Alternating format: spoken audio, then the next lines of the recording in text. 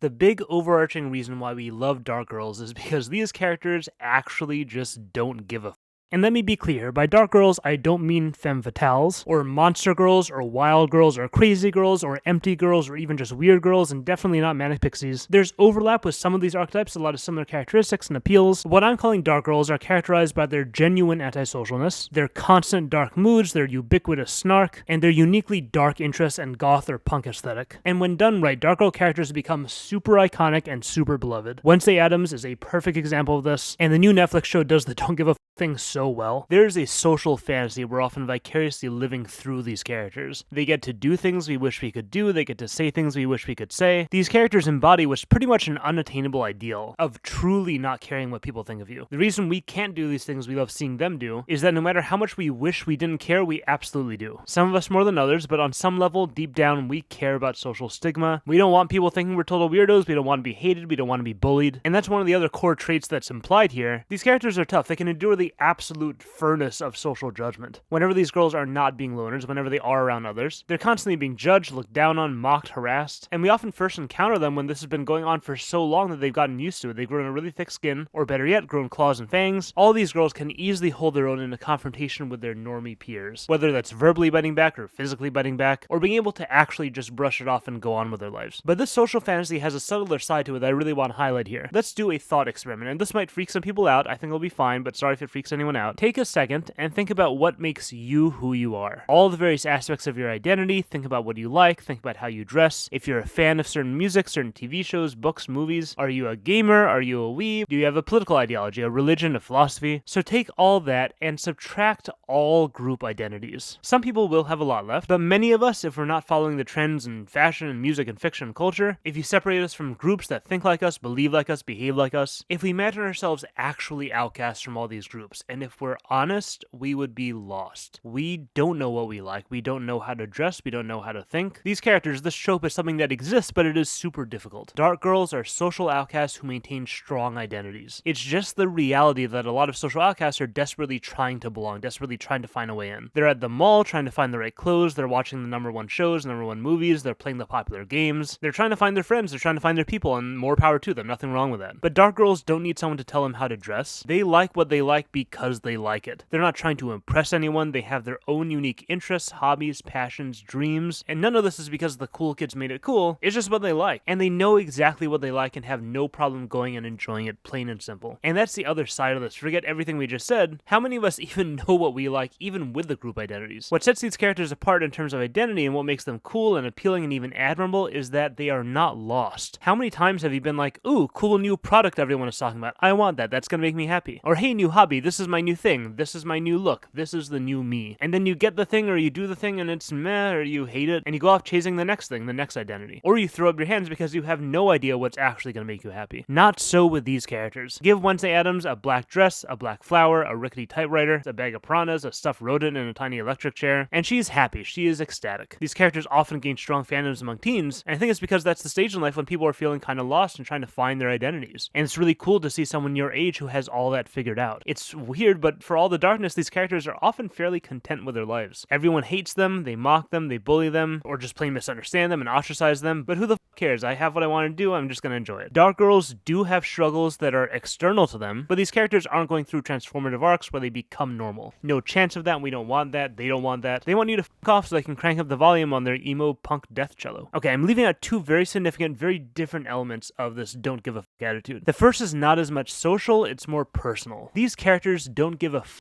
about fear. Fear about serious things, mortality, fighting, confrontation, general dark, disturbed, disgusting, or creepy things that make us uncomfortable, that we have almost a natural aversion to. Even if it's kind of silly and campy like with Wednesday, embracing these dark things, running towards them instead of having any apprehension or anxiety about them whatsoever, that's empowering. It's like they're immune to all these nightmares lurking in the dark corners of our psyches that plague us and torture us at night. It's nothing to them, it's fun for them. And you know, as I'm going through all this, what's kind of blowing my mind about these characters is just how aspirational they are. There are characters who are good characters because of writing reasons, and then there are characters we fantasize about being in some way. Not actually, not fully, but these characters rise above what we struggle to rise above. And we just dream of being able to do those things, breaking out of those chains. And superheroes maybe are the physical version of that. This trope is the social version of that. These characters, dark girls, have social superpowers. Through them, we get to vicariously live satisfying moments of breaking unbreakable social rules. These characters are invincible to social ills. They clash with social villains and walk away triumphant, and they don't have the internal weaknesses us normies suffer from. Insecurity, shame, lack of confidence, lack of direction. Somehow through their dark magic, they're more content than we are. Final side of this don't give a theme is also not personal, it's about the principle. Dark girls are fundamentally subversive. They don't just clash with social rules and social structures. No, just by what they are, just by doing their thing and being themselves, they undermine everything around them. This is usually kind of the underlying implication behind all the snark, all the sarcasm, the wit. They look at the world, they look at the people around them, they think it's all dumb, it's all fake, it's pathetic, it's ridiculous. This is why people tend to call them arrogant, and yeah, they kind of are, but the way they see it, it's not them being superior in any way, no, it's just everyone else being fucking morons. But when I say fundamentally subversive, they'd exude the subversion even if they never said anything. The mainstream normie kids can't stand just seeing someone who has zero interest in falling in line, who feels zero pressure from this culture everyone else is a slave to. It is a threat to anyone who has social power. And I think that's another way these girls play the social hero role. Okay, now there's another giant overarching theme here that breaks down into several individual reasons. Up until now, we've been discussing this from the viewer's standpoint. From the writer's standpoint, these characters are absolute gold mines. Well, it's like gold with dynamite strapped to it. But let's start with the gold. The dark girl trope, like any good trope, gives the writer shortcuts to juicy, awesome storytelling related things. Tools, moments, promises, potentialities. These elements just come along for the ride almost automatically with the trope. First and foremost, dark girls are conflict magnets. They rub everyone they interact with the wrong way. They're often kind of violent or have tempers. Like we said, they're constantly breaking rules. You don't get boring stories with characters like this. They also easily generate foils. Characters who are bright and positive and full of life, etc., and environments that are foils as well. Normal, proper, rule-following societies that they refuse to fit into. And that generates what I term do-it-again moments. When you have a character with a really well-defined personality, it's fun to just drop them in situations and watch them do their thing. Wednesday ordering coffee at a coffee shop. Wednesday in therapy. Wednesday meets this bright, colorful person. Wednesday doing volunteer work for a community. Wednesday at the school dance. Wednesday forced to wear a funny costume. We know it's just gonna kind of be the same thing again and again, but it's fun. So each time we're like, do it again, I want to see it, say a one-liner, freak them out, glare at them, whatever it is. And to explain this phenomenon from a different angle, with these characters, normal things become special again. A normal, mundane school is interesting. A normal, mundane activity is often hilarious. Interactions with normal people will skew off into crazy directions. It can be hard to explore the emotional range of these characters, but once we find out what affection looks like, what happiness looks like, what fun looks like, those moments come out so unique, so nuanced that they can easily become iconic. It's a great challenge to explore with these characters. And on that note, dark girls also generate really appealing moments. They're so all about that hard exterior that we know will be into some moments where we'll get to see the soft side, the human side. And those moments are automatically so much more special because we know how rare they are, how hard it is for a character to be like this, to open up, to show tenderness, to show affection. We wait and wait and wait for these moments, and they're so cathartic when the story finally delivers on that promise. And that's another huge thing here. The trope generates clear potentials for progressions and promises. Characters a loner, they're here to make friends. Characters not very human, they're going to become more human. They're going to discover or soften or open up or whatever it is. Very easy to see that whole arc unfolding just from the outline of who the character is. And also in terms of that outline, characters feel realistic when they have some balance of strengths and weaknesses. And here we get to do something fun. The flaws here are clear. There's a lot these characters can't do. Definite weaknesses in the social realm. We're prepared for these characters to fail a lot, to really be exposed for their weaknesses, which means we get to balance that with some abnormally pronounced strengths. Dark girls are usually wicked smart. They're usually really capable of defending themselves. But since we have so much to balance out here, we often get to layer on some really unusual and cool abilities. Whether it's an eidetic memory, talent with languages, or they're hackers, or they can do autopsies, this balance then gives us a little bonus way we get to bump up the coolness level of these characters. And the best thing is that their flaws are also so much fun. So really just win-win in both columns. And last one I'll mention here is an easy route to a backstory. The audience needs a reason to want to hear a backstory. Dark girls are super weird. There's gotta be some explanation for how totally bizarre they are. Whether that's horrible stuff in their past, or whether it's as light as Wednesday's backstory in quotes, which is just that the whole family is that weird. That's just how they are. With these characters, it's usually pretty easy to make these interesting, or to make them fun, or tragic, or whatever, and always just add some nice dimension to the character. So like I said, these are the benefits that come with basically every great trope, but it would be irresponsible to talk about the upside of using this trope without talking about the downside. The challenge, the dynamite strapped to our gold, which is that if you fail to do something interesting or mess up your presentation just a little bit, it's terrible. The whole thing everything just explodes in a ball of cringe. Just like any trope, you have to make the trope your own, you have to do great things with it, you have to make it organically fit your story. And I think it is really interesting how this works with Wednesday specifically. Your average girl who likes macabre things, kind of boring, not so special. Average girl who's really dry and serious and deadpan, kind of cringy, kind of eye-rolly. Average dark fashion sense, okay. Average antisocialness, so what? Crank all those traits up to like 80%, still kind of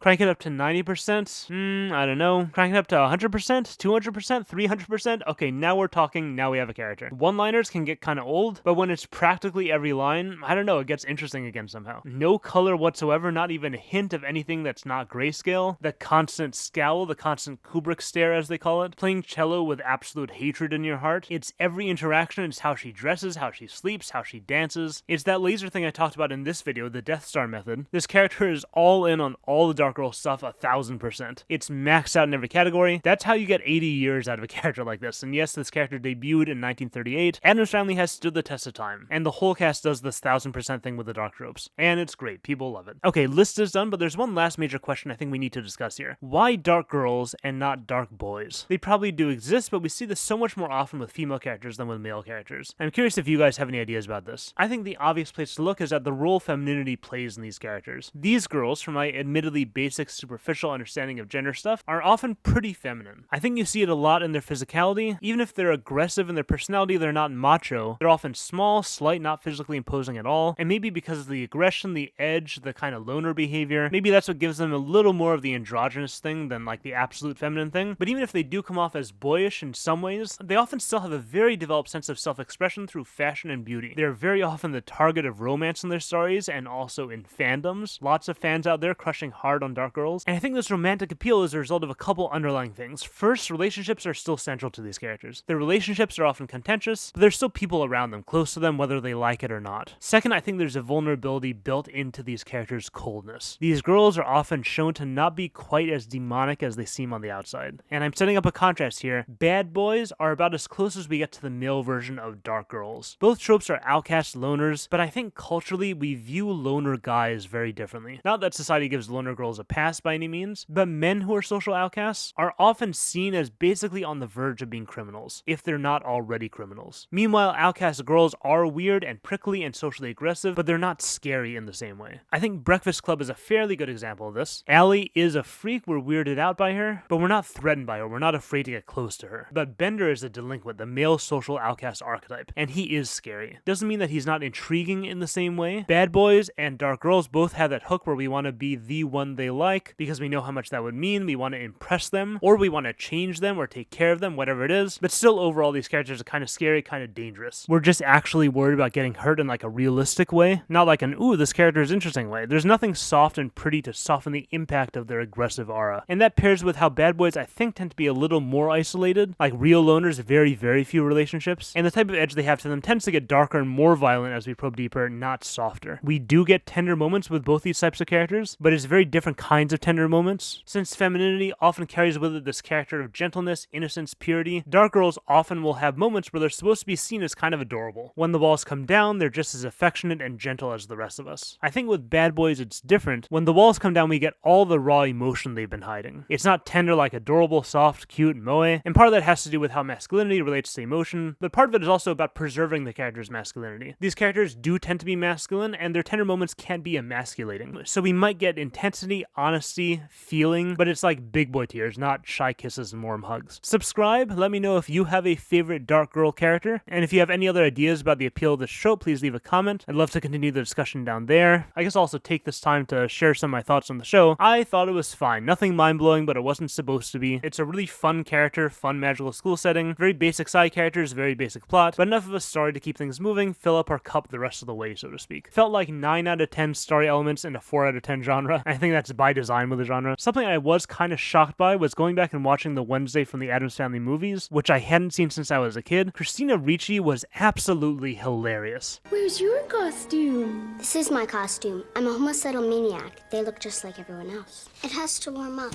Why? So it can kill you. Why are you dressed like somebody died? Wait. Netflix's Wednesday character was pretty well developed, but the one-liners were like 2 out of 10 for the most part. They were charming in concept, charming because we know that's what she does, because we know it's a character staple, but a lot of them felt either low effort, or like maybe they took 2 seconds too long to get to the punchline. Writing in general wasn't great, again pretty basic at times, but the main thing here was the character, and Wednesday was great. Jenna Ortega killed it with the microfacial gestures, and the writers did a fantastic balance with the inhuman and the human. The dark vibe the character is known for is great, but the character totally shines when that dark stuff is written parallel to being a normal girl, not obscuring the normal girl. I love the soft moments, the real bonds, the typical adolescent family relationship stuff, the typical adolescent school stuff, just the idea that this bizarre character is kind of having a normal teenage experience. I think that was great. And I saw some people talking about how putting in Addams with other outcasts totally doesn't work for the character and misunderstands the character, and I think that criticism was totally proven wrong. Tim Burton, the writers, whatever other staff knew exactly what they were doing here. The character is still a total outcast even among outcasts, which makes her feel even weirder by comparison. I think that whole thing totally worked and was not easy to pull off as seamlessly as they did. So yeah, fun show. Hope there's a season 2. Support the channel on Patreon. I got a ton of new patrons after the last video, so shouting out some high tier patrons here: Dan Molderboard, Andrew Jarrett, Paul Rosenfield, Chris V, Nick Doty, and Optimus. Thank you everyone for all the support. Hope you enjoy this dark little journey, and thanks for watching.